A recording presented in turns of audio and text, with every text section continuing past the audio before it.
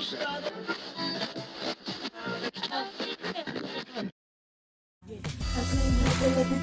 on. Come on, come on. You see, I'm breaking out of this darkness to enter in this marvelous light. No longer wallowing in. Hey, what's up, YouTube? Good evening, all my encouragers and those who are trying to be encouraged. I am here today getting ready to start on some t-shirts that I had set up for this cancer group. They asked me to make just like 6 basic shirts. These shirts are going to be done in sublimation. I got a new technique that I want to try.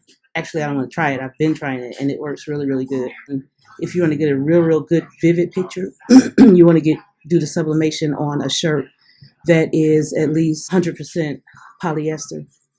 Okay, because what happens is apparently, and I'm not a scientist or an expert, but I want to say at least I do know that the dye in sublimation, it adheres to the polyester, and the polyester has like a locking effect when you heat it, and it kind of locks those colors in and keeps them from washing out, unlike cotton. And trust me, I thought I was going to be smart one day, and I tried it with cotton, and it did not work. I just wanted to see if it would actually work, and it didn't. Yes, it left a little print on there, but it was like really light. Okay, so then what I started doing is to save money, because I noticed in my arena at the time, when I first started trying to do shirts, the difference between buying a cotton shirt, 100% cotton shirt, and 100% polyester shirt is a difference of like maybe $3, $4, maybe even $5.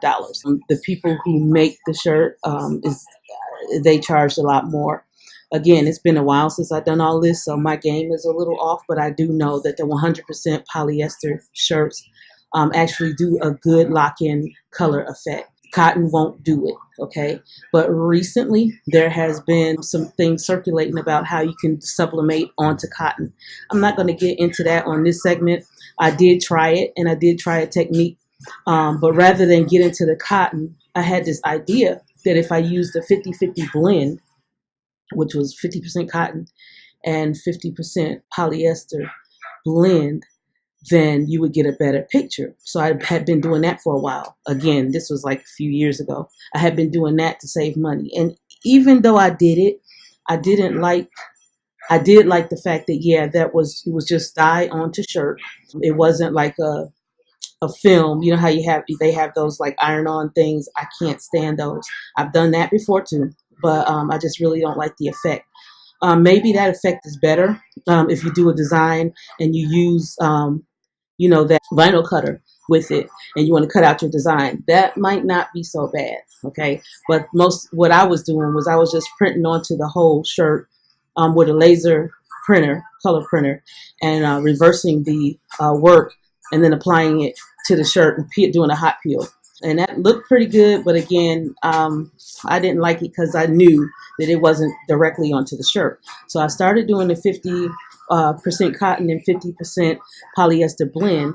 And yeah, I was able to get a good color, but it was like a faded look, okay? Recently, I have come up with the idea that if they do have that formula that they kind of put together that they use that you can spray onto shirts to get that.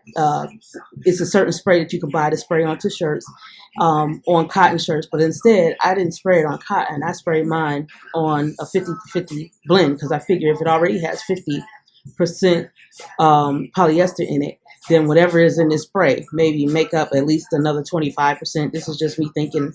And so I sprayed it on the shirt. I pressed it. And guess what? It worked, okay? Like I said, I'm trying not to go into this, but I will say this. I only buy certain things once, okay? I'm going to buy it because once, and I'm going to study it, and then I'm going to try to figure out how it was made. This was a dead giveaway. Okay, I guess I am going to get into this. There is some type of formula that they have come up with that will help to put on a cotton shirt or any substrate pretty much and create that effect so that you could go ahead and do the sublimation onto that surface. So I went online and I found this place that was going to sell some. I can't remember what place, and I really don't want to name drop, but I found a place that I bought some. It came in a little tube, like a travel size tube that you use for like travel lotion or whatever. And I bought it for 20 bucks. Okay, to be fair, 19.99, whatever. So it was 20 bucks, and then some shipping and handling.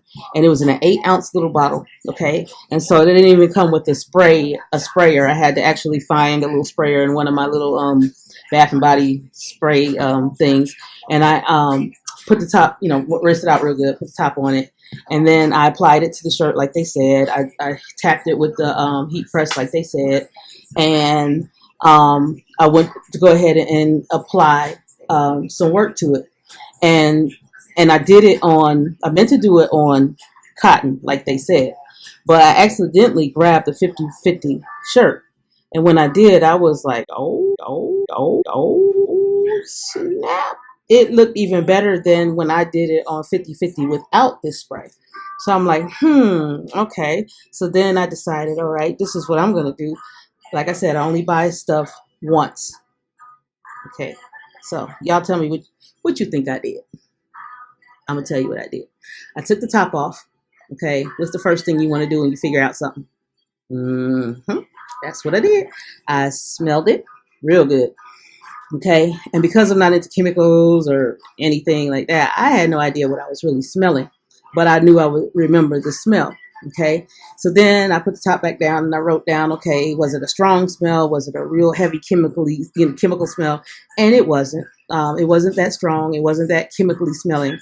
But it did have like a little, like a, I don't know, like a shop smell to it, I guess. And so I said, okay. So then I decided, I looked at the color of it. The color of it, when I shook it up and I looked at it through the bottle, it had like a milky white color to it. Okay, so I went, milky white color, what could this be? Okay, so then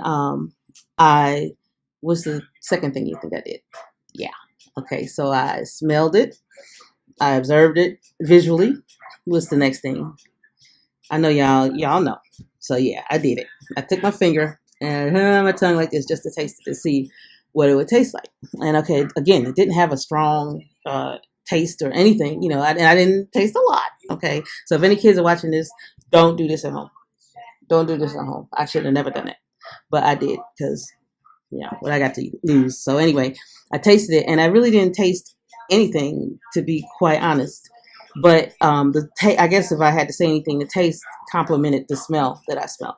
So I was like, okay. So then I put on my thinking cap. Okay, after I looked at it, I smelled it, I tasted it. So now it's time for me to think. Okay, I thought about it. Okay, so I said, what does the dye adhere to? What causes that locking effect? And of course, it's polyester. So I figured that this is in a liquid form, so there has to be some type of liquid form of polyester. Duh, right? So I'm like, again, I don't know that much about chemistry or science when it comes to this kind of stuff. So I just took a wild guess and I started thinking of stuff that had the word poly in it. Okay, believe it or not, ice cream has some kind of poly something in it. I remember that from an old Breyers commercial. It was like the kid was trying to read the ingredients, and this is for my old folks, okay? Because the kid was trying to read the ingredients on the carton of the Breyers ice cream, and they were reading all kind of. Oh, actually, it wasn't the Breyers ice cream; it was another kind of ice cream, and the kid was trying to read the ingredients of the ice cream. And I remember him saying on one of the ingredients that he was reading, he said poly.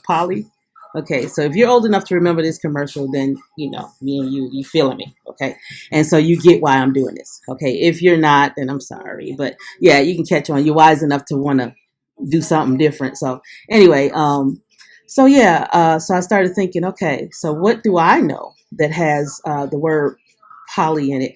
So I started looking it up, and I thought first thing that came to my mind was polyurethane. Okay, I'm like, they're putting polyurethane on shirts, in a liquid form. So needless to say, yeah, I went to YouTube University, which is on YouTube, looking up stuff like we do. And I ran into this video. Again, I'm not name dropping, and I can't remember who she was, but it was a lady who was talking about how she had mixed up her own. And I saw that she had polyacrylic. So I went and bought some, just a little container of polyacrylic, and it cost me like $4.75.